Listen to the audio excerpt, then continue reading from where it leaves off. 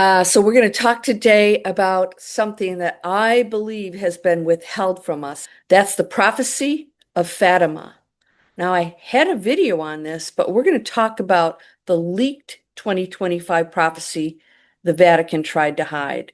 Some secrets are too big to stay buried, and for over a century, whispers have surrounded the Vatican.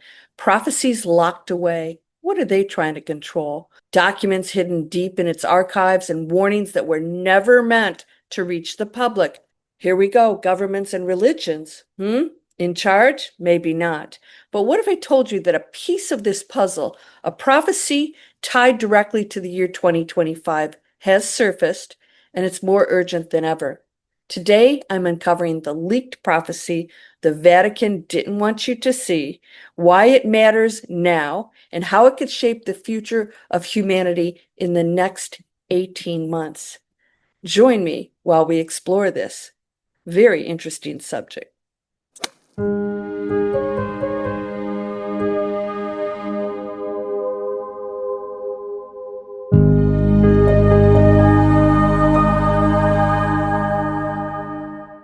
Welcome to Landria Onkka on YouTube. We explore the future, how we control the future. How do we do that? Through our frequency. We raise it, and therefore we step into a golden era of peace. It's possible. It's happening now. But are you participating? So if you like my videos, I hope you'll click the like, click the bell, so that you'll be informed of the next video, and I hope you'll subscribe. It definitely keeps my channel going and my message that we're going to be okay, but we are in it together. So let's start with one of the most famous mysteries, the secrets of Fatima. So in 1917, 3 children in Portugal claimed the Virgin Mary appeared to them with a series of visions and messages about humanity's future. Coming to children, they're so pure. The Vatican later admitted that the children wrote down 3 prophecies sealed in envelopes and delivered to church officials. People didn't even know that had happened.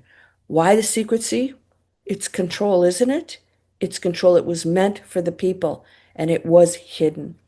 2 were released to the public.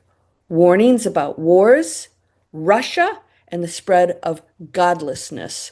But the 3rd secret wasn't revealed until the year 2000. That's crazy, right? And even then, many experts and insiders believe what was published wasn't the full truth. Why would they hold this back? Because the Vatican said the final secret was merely an assassination attempt on Pope John Paul II. I don't think so. But many researchers, priests, and even former insiders insist it was edited.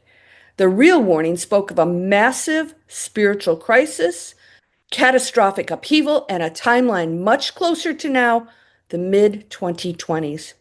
It's now. Let's talk about the missing prophecy and 2025 connection. So what does this have to do with 2025? In recent years, leaked claims have emerged, not officially from the Vatican, of course, but from researchers and alleged insiders, people who have heard what this final prophecy is. The unreleased portions of the Fatima prophecy describe a global reckoning. Was that too scary for us? Why do religious figures feel like they have to control our information? No wonder we're acting like yin-yangs. So much has been withheld from us.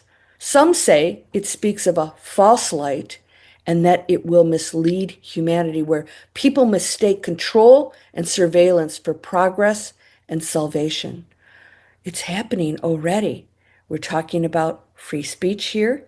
We're seeing more control being implemented. Others say it warns of an event, a great division, an event where humanity must choose between fear and freedom, materialism and spirit. I believe that is coming.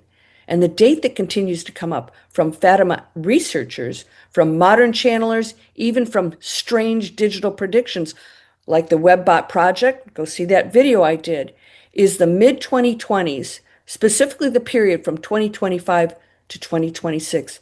We're in it, peeps. Could this be why the Vatican was so reluctant to release the full text? Because it points directly to our time and the pivotal choices humanity is making right now. Historical patterns the Vatican knows. The Vatican doesn't just guard spiritual secrets, it guards history itself. Did you know that? The archives beneath the Vatican City are said to hold over 53 miles of shelves, letters from emperors, scientific documents, occult manuscripts, and yes, prophecies that have never been released to the public. What if the reason they withheld this information is because they know what happens when humanity ignores warnings? Look at history. Civilizations fall not just because of wars, but because of moral collapse, division, loss of vision. Rome itself fell after corruption and disunity. Once something rises, there has always been a collapse. The Fatima prophecy and others like it may have been less about a single catastrophic event and more about the tipping point of human consciousness. I wrote about the tipping point in my book. I didn't even know what it meant. But if you're interested, you can look at what's happening right now. And if 2025 is the year so many predictions converge on, that tipping point could be and is right now. So let's talk about the prophecy's deeper meaning. Here's the key. Prophecy doesn't have to mean fate. So when they protect all of these things, these events that happened in the past that they haven't revealed to the public, they're trying to control the future because they know once we get information, everything will change. Prophecy doesn't have to mean fate. So every great prophecy from Fatima to Nostradamus, Edgar Cayce, Dolores Cannon, we've been visiting all those. Their visions comes with the same underlying message. Humanity has choice.